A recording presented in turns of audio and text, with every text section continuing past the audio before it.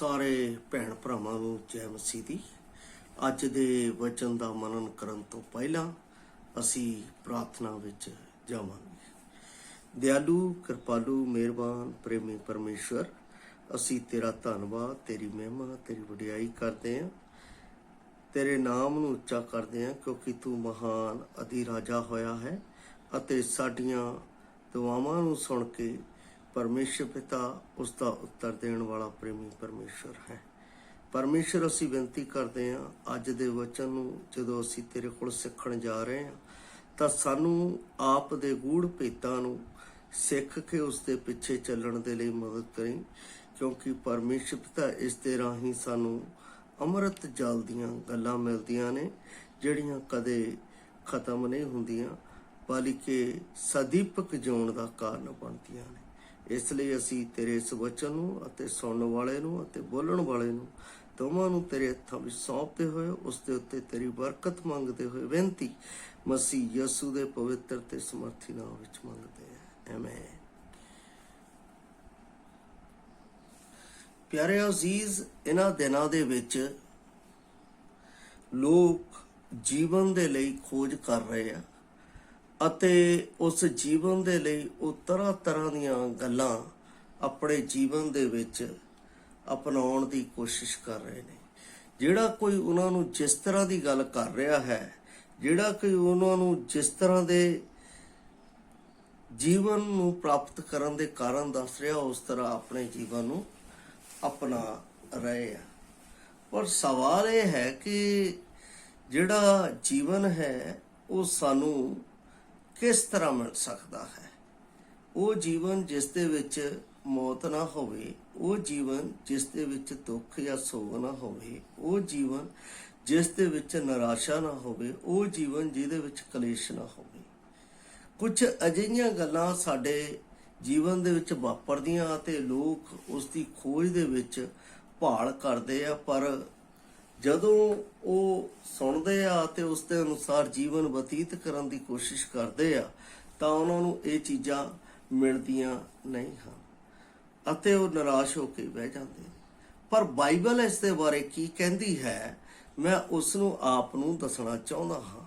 Bible ਦੇ ਵਿੱਚ ਜਦੋਂ ਮੈਂ ਯਹੋਨਾ ਦੀ ਅੰਜੀਲ ਉਸ ਦਾ 7 ਅਧਿਆਇ ਉਸ ਦੀ 37 ਅਤੇ 38 ਆਇਤ ਨੂੰ ਪੜ੍ਹਦਾ ਹਾਂ ਤਾਂ ਕੁਝ ਇਹਦੇ ਵਿੱਚ ਸਦੀਵੀ ਅੰਮ੍ਰਿਤ ਜਲ ਦੀਆਂ ਕੁਝ ਗੱਲਾਂ ਮਿਲਦੀਆਂ ਨੇ।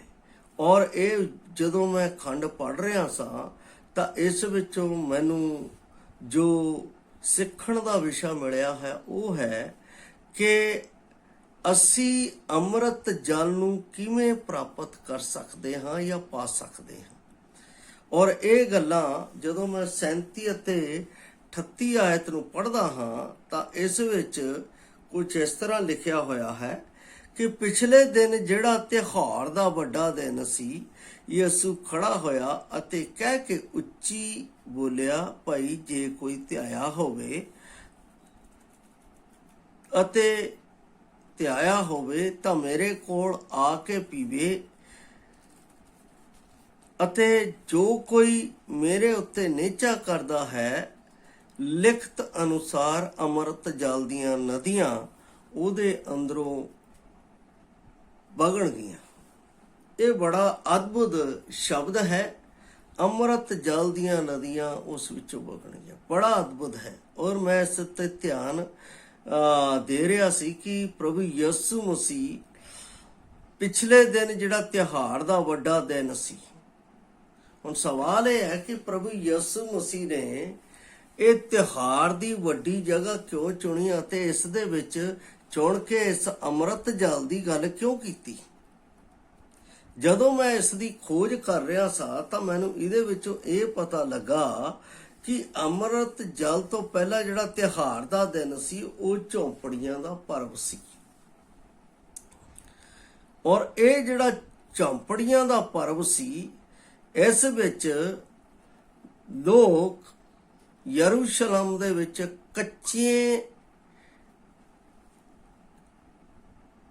ਕੱਚੀਆਂ ਝੌਂਪੜੀਆਂ ਬਣਾਉਂਦੇ ਸੀ। ਔਰ ਉਹ ਇਹ ਝੌਂਪੜੀਆਂ ਜਿਹੜੀਆਂ ਹੁੰਦੀਆਂ ਸੀ ਘਾਹ ਫੂਸ ਦੀਆਂ ਅਤੇ ਟਾਹਣੀਆਂ ਦੀਆਂ ਬਣਦੀਆਂ ਸੀ ਅਤੇ ਉਹ ਸਥਾਈ ਨਹੀਂ ਸੀ ਹੁੰਦੀਆਂ।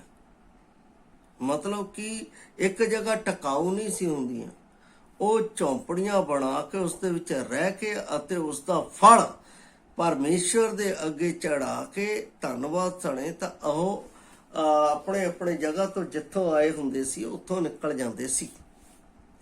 ਇਹ ਝੌਂਪੜੀਆਂ ਦੇ ਪਰਬ, ਜੇ ਅਸੀਂ ਇਸ ਨੂੰ ਦੇਖੀਏ ਤਾਂ ਇਹ ਖਾਸ ਕਰਕੇ ਜਿਹੜੀ ਫਸਲ ਹੁੰਦੀ ਸੀ ਉਸ ਦੇ ਵਿੱਚ ਧੰਨਵਾਦ ਦੇਣ ਦਾ ਉਹਨਾਂ ਦਾ ਸਮਾਂ ਹੁੰਦਾ ਸੀ। ਦੂਸਰਾ, ਝੌਂਪੜੀਆਂ ਜਿਹੜੀਆਂ ਸੀ ਉਹਨਾਂ ਦੇ ਲਈ ਮੋਸਟ ਇੰਪੋਰਟੈਂਟ ਹੁੰਦੀਆਂ ਸੀ ਔਰ ਇਸ ਤਿਉਹਾਰ ਨੂੰ ਉਹ ਛੱਡਦੇ ਨਹੀਂ ਸੀ। ਜਿਸ ਤਰ੍ਹਾਂ ਫਸਾ ਦਾ ਤਿਉਹਾਰ ਹੁੰਦਾ ਸੀ ਉਹਨਾਂ ਦੇ ਜੀਵਨ ਦੇ ਵਿੱਚ ਅਤੇ ਉਸ ਨੂੰ ਆਪਣਾ ਰਿਮੈਂਬਰ ਰੱਖਦੇ ਸੀ, ਉਸੇ ਤਰ੍ਹਾਂ ਇਹ ਵੀ ਇਹਨਾਂ ਦੇ ਲਈ ਇਹ ਤਿਉਹਾਰ ਇੰਪੋਰਟੈਂਟ ਹੁੰਦਾ ਸੀ। ਜਦੋਂ ਪਰਮੇਸ਼ਵਰ ਇਹਨਾਂ ਨੂੰ ਇਸਰਾਇਲ ਦੇ ਵਿੱਚੋਂ ਕੱਢ ਕੇ ਲੈ ਕੇ ਆਇਆ, ਉਸ ਸਮੇਂ ਇਹ ਜੰਗਲ ਦੇ ਵਿੱਚੋਂ ਦੀ ਹੋ ਕੇ ਲੰਘੇ।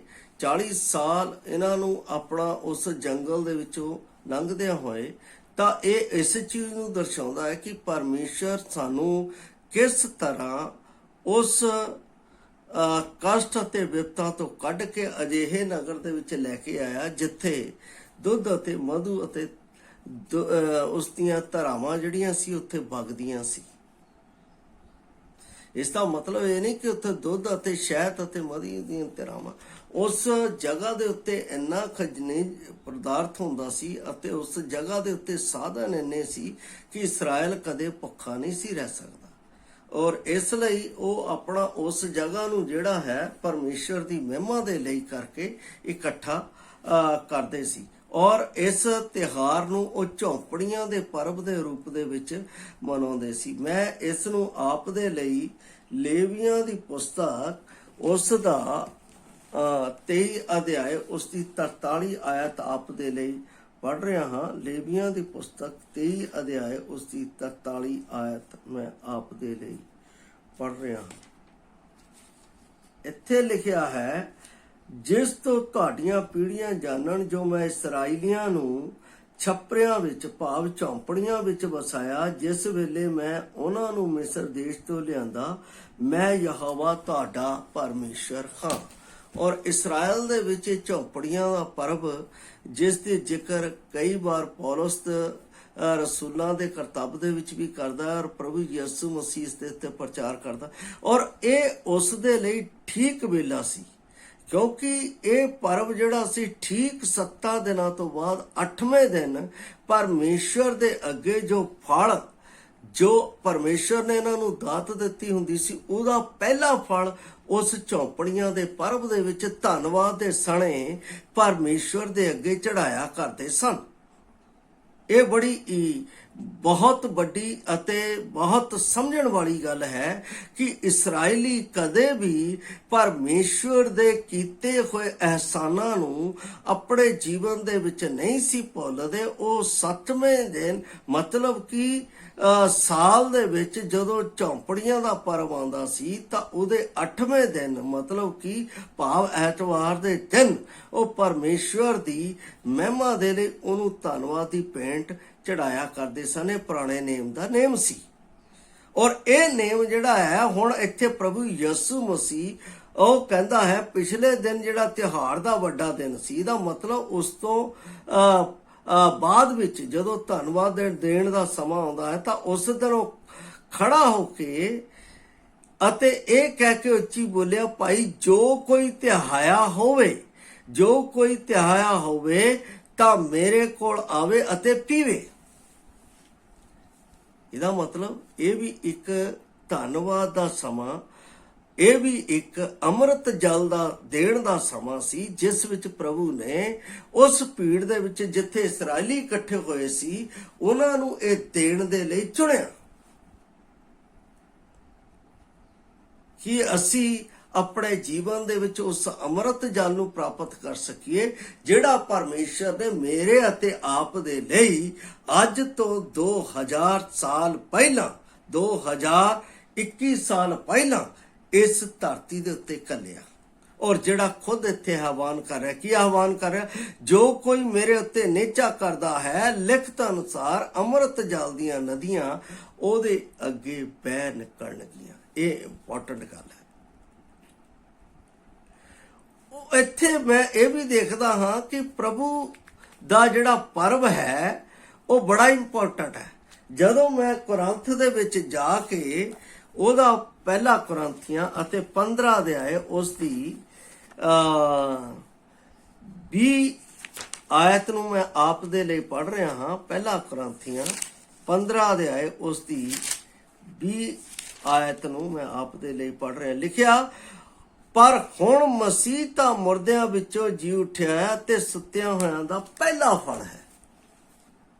ਇਹ ਪਹਿਲਾ ਫਲ ਪਰਮੇਸ਼ਵਰ ਨੇ ਮੇਰੇ ਅਤੇ ਆਪ ਦੇ ਲਈ ਦਿੱਤਾ ਕਿ ਅਸੀਂ ਉਸ ਵਿੱਚ ਜੀ ਉੱਠ ਕੇ ਅੰਮ੍ਰਿਤ ਜਲ ਦੇ ਵਿੱਚ ਅਸੀਂ ਇੱਕ ਅਜਿਹਾ ਸੋਮਾ ਬਣ ਜਾਈਏ ਜਿਹੜਾ ਕਦੇ ਖਤਮ ਨਹੀਂ ਹੁੰਦਾ ਔਰ ਜਿਸ ਵਿੱਚ ਮੌਤ, ਦੁੱਖ, ਬਿਮਾਰੀ ਅਤੇ ਕਸ਼ਟ ਨਹੀਂ ਹੁੰਦਾ। ਇਹ ਜੀਵਨ ਪਰਮੇਸ਼ਵਰ ਨੇ ਆਪਣੇ ਪੁੱਤਰ ਦੇ ਰਾਹੀਂ ਮੇਰੇ ਜੀਵਨ ਵਿੱਚ ਦਿੱਤਾ। ਔਰ ਪ੍ਰਭੂ ਯਿਸੂ ਮਸੀਹ ਖੁਦ ਖੜਾ ਹੋ ਕੇ ਪਹਿਲੇ ਫਲ ਦੀ ਮਾਨੰਦ ਇਹ ਕਹਿ ਰਿਹਾ, ਜੇ ਕੋਈ ਤਿਹਾਇਆ ਹੋਵੇ ਤਾਂ ਮੇਰੇ ਕੋਲ ਆਵੇ ਅਤੇ ਪੀਵੇ। ਇਹਦਾ ਮਤਲਬ ਪ੍ਰਭੂ ਯਿਸੂ ਮਸੀਹ ਸਾਰੀ ਦੁਨੀਆ ਦੇ ਲੋਕਾਂ ਨੂੰ ਬੁਲਾ ਰਿਹਾ, ਕਿਉਂਕਿ ਸਾਰੀ ਦੁਨੀਆ ਇੱਕ ਪਾਪ ਦੇ ਵਿੱਚ ਫਸੀ ਹੋਈ ਹੈ। ਸਾਰੀ ਦੁਨੀਆ ਇੱਕ ਪਾਪ ਦੇ ਵਿੱਚ ਲਿਪਤ ਹੈ, ਜਿਸ ਵਿੱਚ ਪਰਮੇਸ਼ਵਰ ਉਹਨਾਂ ਨੂੰ ਆਹਵਾਨ ਦੇ ਰਿਹਾ, ਮੇਰੇ ਕੋਲ ਆਓ, ਕਮ ਮੀ, ਮੇਰੇ ਕੋਲ ਆਓ ਔਰ ਮੇਰੇ ਕੋਲ ਆਓ। ਜਿਹੜਾ ਕੋਈ ਤਿਹਾਇਆ ਹੋਵੇ ਤਾਂ ਉਹ ਮੇਰੇ ਕੋਲ ਆਵੇ ਅਤੇ ਪੀਵੇ। ਸਾਨੂੰ ਅਗਰ ਅਸੀਂ ਅੰਮ੍ਰਿਤ ਜਲ ਭਾਵ ਸਦਾ ਦੀ ਜ਼ਿੰਦਗੀ ਨੂੰ, ਪਾਪ ਤੋਂ ਮੁਕਤ ਦੀ ਜ਼ਿੰਦਗੀ ਨੂੰ ਪ੍ਰਾਪਤ ਕਰਨਾ ਚਾਹੁੰਦੇ ਹਾਂ, ਪਰਮੇਸ਼ਰ ਕੋਲ ਉਸ ਦਾ ਪ੍ਰਤੀਫਲ ਪ੍ਰਾਪਤ ਕਰਨਾ ਚਾਹੁੰਦੇ ਹਾਂ, ਤਾਂ ਸਭ ਤੋਂ ਪਹਿਲਾਂ ਪ੍ਰਭੂ ਯਿਸੂ ਮਸੀਹ ਦਾ ਆਹਵਾਨ ਹੈ ਕਿ ਤੁਸੀਂ ਆਓ ਅਤੇ ਆਪਣੇ ਪਾਪਾਂ ਦਾ ਪਛਤਾਤਾਪ ਕਰੋ, ਤੌਬਾ ਕਰੋ। ਭਾਵ ਬਾਈਬਲ ਆਪਣਾ ਦੱਸਦੀ ਹੈ, ਜਦੋਂ ਅਸੀਂ ਰੋਮੀਆਂ ਦੀ ਪੁਸਤਕ ਉਸ ਦਾ 3 ਅਧਿਆਏ ਉਸ ਦੀ 23 ਆਇਤ ਪੜ੍ਹਦੇ ਹਾਂ, ਸਭਨਾਂ ਨੇ ਪਾਪ ਕੀਤਾ ਅਤੇ ਪਰਮੇਸ਼ਰ ਦੇ ਪ੍ਰਤਾਪ ਤੋਂ ਰਹਿਤ ਹੈ। ਇਹਦਾ ਮਤਲਬ ਸਾਰੀ ਦੁਨੀਆ ਪਾਪ ਦੇ ਵਿੱਚ ਫਸੀ ਹੋਈ ਸੀ ਔਰ ਇਸ ਸਮੇਂ ਦੇ ਵਿੱਚ ਪ੍ਰਭੂ ਯਿਸੂ ਮਸੀਹ ਨੇ ਆ ਕੇ, ਜਦੋਂ ਉਹ ਇੱਕ ਆਸ ਦੀ ਕਿਰਨ ਲੱਭ ਰਹੀ ਸੀ, ਜਦੋਂ ਉਹ ਅੰਮ੍ਰਿਤ ਜਲ ਦੀ ਖੋਜ ਵਿੱਚ ਸੀ, ਉਸ ਵੇਲੇ ਪ੍ਰਭੂ ਯਿਸੂ ਮਸੀਹ ਨੇ ਖੜੇ ਹੋ ਕੇ ਕਿਹਾ, ਜੇ ਕੋਈ ਪਿਆਸਾ ਹੈ ਤਾਂ ਮੇਰੇ ਕੋਲ ਆਵੇ ਅਤੇ ਪੀਵੇ। ਇਹਦਾ ਮਤਲਬ ਪਰਮੇਸ਼ਵਰ ਚਾਹੁੰਦਾ ਸੀ ਕਿ ਉਹ ਬਚਾਏ ਜਾਣ। ਪਰਮੇਸ਼ਰ ਚਾਹੁੰਦਾ ਸੀ ਕਿ ਉਹਨਾਂ ਦੇ ਵਿੱਚ ਪਰਮੇਸ਼ਰ ਦੀ ਮਹਿਮਾ ਤੇ ਵਡਿਆਈ ਉਹਨਾਂ ਦੇ ਵਿੱਚ ਹੋਵੇ। ਔਰ ਇਹ ਚੀਜ਼ ਜਦੋਂ ਮੈਂ ਬਾਣੀ ਦੇ ਵਿੱਚੋਂ ਪੜ੍ਹ ਰਿਹਾ ਸਾਂ, ਬਾਣੀ ਦੇ ਵਿੱਚੋਂ ਜਦੋਂ ਮੈਂ ਇਸ ਗੱਲ ਦੇ ਉੱਤੇ ਧਿਆਨ ਦੇ ਰਿਹਾ ਸਾਂ, ਤਾਂ ਇਹ ਗੱਲ ਬੜੀ ਇੰਪੋਰਟੈਂਟ ਸੀ। ਜਦੋਂ ਧੰਨਵਾਦ ਸਾਡੇ ਕੋਲ ਨਹੀਂ ਹੁੰਦਾ, ਅਸੀਂ ਜਦੋਂ ਧੰਨਵਾਦ ਨਹੀਂ ਦਿੰਦੇ ਹਾਂ, ਤਾਂ ਸਾਡੇ ਉੱਤੇ ਪਰਮੇਸ਼ਰ ਦਾ ਕ੍ਰੋਧ ਆਉਂਦਾ ਹੈ। ਪਹਿਲੀ ਗੱਲ ਤਾਂ ਸਾਡੇ ਕੋਲ ਧੰਨਵਾਦ ਦੇ ਲਈ ਕੋਈ ਚੀਜ਼ ਹੈ ਹੀ ਨਹੀਂ, ਇਹੋ ਜਿਹਾ ਪਹਿਲਾ ਫਲ ਹੈ ਹੀ ਨਹੀਂ ਜਿਸ ਦੇ ਨਾਲ ਪਰਮੇਸ਼ਰ ਖੁਸ਼ ਹੋਵੇ ਤੇ ਸਾਨੂੰ ਬਰਕਤ ਦੇਵੇ। ਪਰ ਹੁਣ ਸਾਡੇ ਕੋਲ ਧੰਨਵਾਦ ਦਾ ਉਹ ਫਲ ਹੈ, ਪਹਿਲਾ ਫਲ ਹੈ। ਉਹ ਕੌਣ ਹੈ? ਪ੍ਰਭੂ ਯਿਸੂ ਮਸੀਹ, ਜਿਨੇ ਮੈਨੂੰ ਆਪ ਨੂੰ ਆਪਣੇ ਕੋਲ ਬੁਲਾਇਆ ਪਰਮੇਸ਼ਰ ਨੂੰ ਦੇਣ ਦੇ ਲਈ, ਜਿਸ ਦੇ ਵਿੱਚ ਮੈਂ ਪਰਮੇਸ਼ਰ ਨੂੰ ਧੰਨਵਾਦ ਦੇ ਕੇ ਪਰਮੇਸ਼ਰ ਦੀ ਉਹ ਆਸ਼ੀਸ਼ ਨੂੰ ਪ੍ਰਾਪਤ ਕਰਾਂ, ਜਿਹੜੀ ਅੰਮ੍ਰਿਤ ਜਲ ਦੀ ਪਰਮੇਸ਼ਰ ਨੇ ਪ੍ਰਭੂ ਯਿਸੂ ਮਸੀਹ ਵਿੱਚ ਮੇਰੇ ਜੀਵਨ ਨੂੰ ਦਿੱਤੀ ਹੈ। ਮੈਂ ਇਸ ਦਾ ਖੰਡ ਵੀ ਆਪ ਦੇ ਨਾਲ ਪੜ੍ਹਨਾ ਚਾਹੁੰਦਾ ਹਾਂ। ਜ਼ਕਰਿਆ ਦੀ ਪੁਸਤਕ ਉਸ ਦਾ 14 ਅਧਿਆਇ ਉਸ ਦੀ 16 ਤੋਂ 18 ਆਇਤ ਮੈਂ ਆਪ ਦੇ ਲਈ ਪੜ੍ਹ ਰਿਹਾ ਹਾਂ। ਜ਼ਕਰਿਆ ਦੀ ਪੁਸਤਕ ਹੈ, ਬਾਈਬਲ ਦੇ ਵਿੱਚ ਅੰਤਿਮ ਪੜਾਵ ਦੇ ਵਿੱਚ ਆਉਂਦੀ ਹੈ। 14 ਅਧਿਆਇ ਉਸ ਦੀ 16 ਤੋਂ 18 ਆਇਤ। ਇੱਥੇ ਲਿਖਿਆ ਹੈ, ਆਇਓ ਹੋਵੇਗਾ ਕਿ ਹਰੇਕ ਜੋ ਸਾਰੀਆਂ ਕੌਮਾਂ ਵਿੱਚੋਂ ਜਿਹੜੀ ਯਰੂਸ਼ਲਮ ਦੇ ਵਿਰੁੱਧ ਆਈਆਂ ਹਨ ਬਾਕੀ ਰਹਿ ਜਾਣਗੀਆਂ, ਉਹ ਸਾਲ ਬਸਾਲ ਸੈਨਾ ਦੇ ਯਹੋਵਾ ਪਾਤਸ਼ਾਹ ਨੂੰ ਮੱਥਾ ਟੇਕਣ ਦੇ ਲਈ, ਡੇਰਿਆਂ ਦਾ ਪਰਬ ਮਨਾਉਣ ਦੇ ਲਈ ਉਹ ਤਾਹਾਂ ਨੂੰ ਜਾਣਗੀਆਂ। ਅਤੇ ਐਂ ਹੋਵੇਗਾ, ਜਿਹੜਾ ਧਰਤੀ ਦੇ ਟੱਬਰਾਂ ਵਿੱਚੋਂ ਸੈਨਾ ਦੇ ਯਹੋਵਾ ਪਾਤਸ਼ਾਹ ਨੂੰ ਮੱਥਾ ਟੇਕਣ ਲਈ ਯਰੂਸ਼ਲਮ ਨਾ ਜਾਵੇ ਨਾ ਆਵੇ, ਉਹਦੇ ਉੱਤੇ ਮੀਂਹ ਨਾ ਪਵੇਗਾ। ਜੋ ਮਿਸਰ ਦਾ ਟੱਬਰ ਨਾ ਚੜੇਗਾ ਅਤੇ ਨਾ ਆਵੇਗਾ ਤਾਂ ਉਹਦੇ ਉੱਤੇ ਮੀਂਹ ਨਾ ਪਵੇਗਾ, ਸਗੋਂ ਉਹ ਅਜਾਬ ਪਾਵੇਗਾ ਅਤੇ ਉਹਦੇ ਨਾਲ ਯਹੋਵਾ ਉਹਨਾਂ ਕੌਮਾਂ ਨੂੰ ਮਾਰੇਗਾ ਜਿਹੜੀਆਂ ਉਤਾਹਾਂ ਨਾਲ ਚੜ੍ਹਦੀਆਂ ਕਿ ਡੇਰੇ ਦੇ ਪਰਵ ਨੂੰ ਮਨਾ। ਜਿਹੜੇ ਧੰਨਵਾਦ ਦਾ ਫੜ ਨਹੀਂ ਚੜਾਉਂਦੇ, ਇੱਥੇ ਜ਼ਕਰਿਆ ਨਬੀ ਦੇ ਸਮੇਂ ਦੇ ਵਿੱਚ ਲਿਖਿਆ ਗਿਆ ਹੈ ਕਿ ਉਹਨਾਂ ਦੇ ਉੱਤੇ ਮੀਂਹ ਨਾ ਵਰੇਗਾ, ਭਾਵ ਉਹਨਾਂ ਦੇ ਉੱਤੇ ਆਸ਼ੀਸ਼ ਨਹੀਂ ਆਏਗੀ, ਭਾਵ ਉਹਨਾਂ ਦੇ ਜੀਵਨ ਦੇ ਵਿੱਚ ਪਰਮੇਸ਼ਰ ਦੀ ਉਹ ਫਲ ਜਿਹੜਾ ਪਰਮੇਸ਼ਰ ਉਹਨਾਂ ਨੂੰ ਦੇਣਾ ਚਾਹੁੰਦਾ ਹੈ ਉਹਨਾਂ ਦੇ ਜੀਵਨ ਦੇ ਲਈ, ਉਹ ਉਹਨਾਂ ਦੇ ਉੱਤੇ ਨਹੀਂ ਆਏਗਾ। ਇਹਦਾ ਮਤਲਬ ਪਰਮੇਸ਼ਰ ਚਾਹੁੰਦਾ ਹੈ ਕਿ ਤੁਸੀਂ ਮੇਰੇ ਕੋਲ ਉਹ ਫਲ ਲੈ ਕੇ ਆਓ ਜਿਸ ਦੇ ਨਾਲ ਮੈਂ ਤੁਹਾਨੂੰ ਬਰਕਤ ਦੇਵਾਂ ਅਤੇ ਤੁਹਾਡੇ ਉੱਤੇ ਪਰਮੇਸ਼ਰ ਦੀ ਬਰਕਤ ਉਸ ਮੀਂਹ ਜਿਹੀ ਵਰੇ। ਕਿੰਨੀ ਵੱਡੀ ਗੱਲ ਹੈ। ਅਸੀਂ ਇਸ ਭੇਤ ਨੂੰ ਖੋ ਚੁੱਕੇ ਸੀ, ਪਰ ਪ੍ਰਭੂ ਯਿਸੂ ਮਸੀਹ ਇਸ ਝੌਂਪੜੀਆਂ ਦੇ ਪਰਬ ਦੇ ਵਿੱਚ ਆਪਣੇ ਪਹਿਲੇ ਫਲ ਦੀ ਮਾਨਵ ਪਰਮੇਸ਼ਰ ਦੀ ਵੱਲੋਂ ਖੜੇ ਹੋ ਕੇ ਕਹਿ ਰਿਹਾ ਹੈ, ਜੇ ਕੋਈ ਧਿਆਇਆ ਹੋਵੇ ਤਾਂ ਮੇਰੇ ਕੋਲ ਆਵੇ ਅਤੇ ਪੀਵੇ।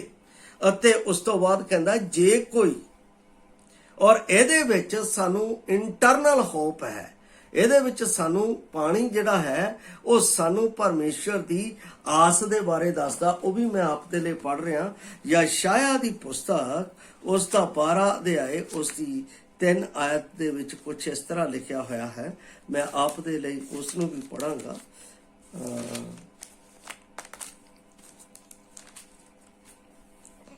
ਇੱਥੇ ਲਿਖਿਆ, ਮੁਕਤੀ ਦੇ ਸੋਤਿਆਂ ਤੋਂ ਤੁਸੀਂ ਖੁਸ਼ੀ ਨਾਲ ਪਾਣੀ ਭਰੋਗੇ। ਇਹਦਾ ਮੁਕਤੀ ਦਾ ਸੋਤਾ ਪ੍ਰਭੂ ਯਿਸੂ ਮਸੀਹ ਜਿਹੜਾ ਸੀ ਉਹ ਮੇਰੇ ਕੋਲ ਆਇਆ ਅਤੇ ਉਸਨੇ ਹਵਾਨ ਕੀਤਾ। ਹੁਣ ਸਵਾਲ ਇਹ ਹੈ ਕਿ ਇਸ ਮੁਕਤੀ ਦੇ ਸੋਤੇ ਕੋਲ ਮੈਂ ਜਾਣਾ ਹੈ, ਅੰਮ੍ਰਿਤ ਜਲ ਨੂੰ ਪੀਣਾ। ਕਿਆ ਮੈਂ ਉਸ ਨੂੰ ਪੀਣ ਦੇ ਲਈ ਤਿਆਰ ਹਾਂ? ਉਸ ਤੋਂ ਪੀਣ ਤੋਂ ਪਹਿਲਾਂ ਇੱਕ ਕੰਡੀਸ਼ਨਸ ਹੈ। ਕੰਡੀਸ਼ਨਸ ਕੀ ਹੈ? ਇੱਥੇ ਧਿਆਨ ਨਾਲ ਪੜਨਾ, ਜੇ ਕੋਈ ਮੇਰੇ ਉੱਤੇ ਨਿਚਾ ਕਰੇ, ਇਹ ਕੰਡੀਸ਼ਨਸ ਹੈ। ਇਹਦਾ ਮਤਲਬ ਵਿਸ਼ਵਾਸ ਕਰਨਾ ਪਏਗਾ, ਇਹਦਾ ਮਤਲਬ ਮੈਨੂੰ ਤੌਬਾ ਕਰਨੀ ਪਏਗੀ, ਇਹਦਾ ਮਤਲਬ ਮੈਨੂੰ ਪਛਤਾਤਾਪ ਕਰਨਾ ਪਏਗਾ। ਤਦ ਪਰਮੇਸ਼ਵਰ ਦਾ ਇਹ ਅੰਮ੍ਰਿਤ ਜਲ ਮੇਰੇ ਵਿੱਚ ਆਵੇਗਾ ਜਿਸ ਵਿੱਚ ਮੌਤ ਹੈ ਹੀ ਨਹੀਂ। ਯੋਹੰਨਾ 11:25 ਦੇ ਵਿੱਚ ਪਰਮੇਸ਼ਰ ਕਹਿੰਦਾ ਹੈ, ਜਿਉਣ ਅਤੇ ਪੁਨਰਥਾਨ ਮੈਂ ਹਾਂ, ਬਿਨਾਂ ਮੇਰੇ ਦੁਆਰਾ ਕੋਈ ਪਿਤਾ ਕੋਲ ਨਹੀਂ ਜਾ ਸਕਦਾ। ਜੇ ਕੋਈ ਮੇਰੇ ਵਿੱਚ ਮਰ ਵੀ ਜਾਵੇ ਤਾਂ ਉਹ ਸਦੀਪਕ ਜਿਉਣ ਪਾਵੇਗਾ। ਇਹਦਾ ਮਤਲਬ ਇਹ ਅੰਮ੍ਰਿਤ ਜਲ ਮੈਨੂੰ ਮੌਤ ਨਹੀਂ ਦਿੰਦਾ, ਜੀਵਨ ਦਿੰਦਾ ਹੈ। ਔਰ ਉਹ ਜੀਵਨ ਜਿਹੜਾ ਪਰਮੇਸ਼ਰ ਦੀ ਮਹਿਮਾ ਦਾ ਹੈ, ਜਿਹੜਾ ਪਰਮੇਸ਼ਰ ਦੀ ਵਡਿਆਈ ਦਾ ਹੈ, ਜਿਹੜਾ ਪਰਮੇਸ਼ਰ ਦੀ ਉਸਤਤ ਦਾ ਹੈ, ਜਿਹੜਾ ਪਰਮੇਸ਼ਰ ਦੀ ਪਵਿੱਤਰਤਾ ਦਾ ਹੈ, ਜਿਹੜਾ ਪਰਮੇਸ਼ਰ ਦੇ ਪ੍ਰੇਮ ਦਾ ਹੈ, ਜਿਹੜਾ ਪਰਮੇਸ਼ਰ ਦੀ ਸੱਚਾਈ ਦਾ ਹੈ ਅਤੇ ਜਿਹੜਾ ਪਰਮੇਸ਼ਰ ਦੀ ਮੈਲਾਪ ਅਤੇ ਧਾਰਮਿਕਤਾ ਦਾ ਹੈ। ਇਹ ਅੰਮ੍ਰਿਤ ਜਲ ਦੇ ਵਿੱਚ ਉਹ ਗੱਲਾਂ, ਉਹ ਗੁਣ ਮੈਨੂੰ ਮਿਲਣਗੇ। ਕੰਡੀਸ਼ਨਸ ਹੈ ਕਿ ਮੈਂ ਤੌਬਾ ਕਰ ਰਿਹਾ, कंडीशन से है कि मैं पश्चाताप कर रहा। परमेश्वर तेरा धन्नवाद, तू मेरे लिए एक लीला दिता ਜਿਹੜਾ ਮੇਰੇ ਪਾਪਾਂ ਦੇ ਲਈ ਮਾਰਿਆ ਗਿਆ, ਗੱਡਿਆ ਗਿਆ ਤੇ ਤੀਸਰੇ ਦਿਨ ਜੀ ਉੱਠਿਆ। ਹੁਣ ਉਹ ਮੇਰਾ ਪ੍ਰਭੂ ਹੈ। ਉਸ ਦਿੱਤੇ ਹੋਏ ਫਲ ਦਾ ਜਦੋਂ ਮੈਂ ਧੰਨਵਾਦ ਦਿੰਦਾ ਹਾਂ, ਉਸ ਦਿੱਤੇ ਹੋਏ ਫਲ ਦੇ ਵਿੱਚ ਜਦੋਂ ਮੈਂ ਪਛਤਾਤਾਪ ਕਰਦਾ ਹਾਂ, ਤਦ ਮੇਰੇ ਵਿੱਚ ਅੰਮ੍ਰਿਤ ਜਲ ਦੀਆਂ ਨਦੀਆਂ ਵਹਿ ਨਿਕਲਦੀਆਂ। ਔਰ ਇਹ ਵੀ ਇੱਥੇ ਕੀ ਕਹਿ ਰਿਹਾ ਪ੍ਰਭੂ ਯਿਸੂ ਮਸੀਹ, ਜੇ ਕੋਈ ਮੇਰੇ ਉੱਤੇ ਨਿਚਾ ਕਰ, ਲਿਖਤ ਅਨੁਸਾਰ ਅੰਮ੍ਰਿਤ ਜਲ ਦੀਆਂ ਨਦੀਆਂ ਉਹਦੇ ਅੰਦਰੋਂ ਵਹਿ ਨਿਕਲਣਗੀਆਂ। ਔਰ ਇਹ ਜੋ ਵਚਨ ਹੈ ਜੋ ਇੱਥੇ ਲਿਖਿਆ ਹੋਇਆ ਹੈ, ਇਹ ਵਚਨ ਜਿਹੜਾ ਹੈ ਸਾਡੇ ਵਿਸ਼ਵਾਸੀਆਂ ਦੇ ਲਈ ਇੱਕ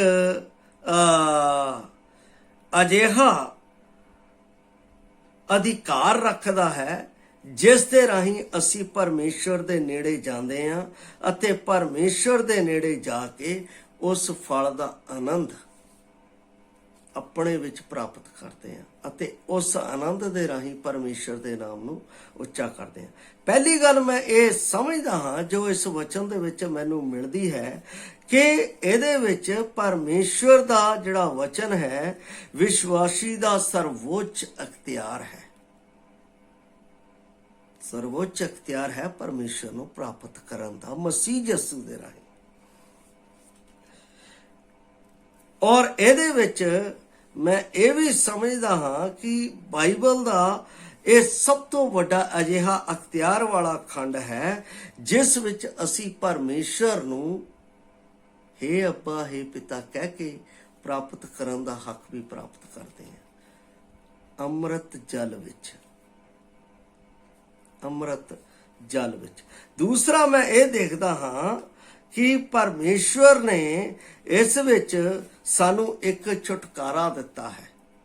ਉਹ ਛੁਟਕਾਰੇ ਦੇ ਵਿੱਚ ਕੀ ਕਹਿੰਦਾ ਹੈ? ਪਹਿਲਾ ਪਤਰਸ 18 ਦਾ ਪਹਿਲਾ ਪੱਤਰ 1 ਦਾ 18-19 ਦੇ ਵਿੱਚ ਤੁਹਾਡਾ ਛੁਟਕਾਰਾ, ਤੁਹਾਡਾ ਨਿਸਤਾਰਾ ਨਾਸ਼ਵਾਨ ਵਸਤੂਆਂ ਅਰਥਾਤ ਸੋਨੇ ਚਾਂਦੀ ਅਤੇ ਬਹੁਮੁੱਲ ਵਸਤਾਂ ਨਾਲ ਨਹੀਂ, ਮਸੀਹ ਦੇ ਅਮੋਲਕ ਲਹੂ ਦੇ ਨਾਲ ਹੋਇਆ ਹੈ, ਜਿਸ ਨਾਲ ਮੈਨੂੰ ਹਯਾਬ ਹੋਇਆ ਹੈ ਕਿ ਮੈਂ ਪਰਮੇਸ਼ਰ ਕੋਲ ਜਾ ਕੇ ਪਰਮੇਸ਼ਰ ਦੀ ਵਡਿਆਈ ਕਰਾਂ। ਕਿੰਨੀ ਵੱਡੀ ਗੱਲ ਹੈ।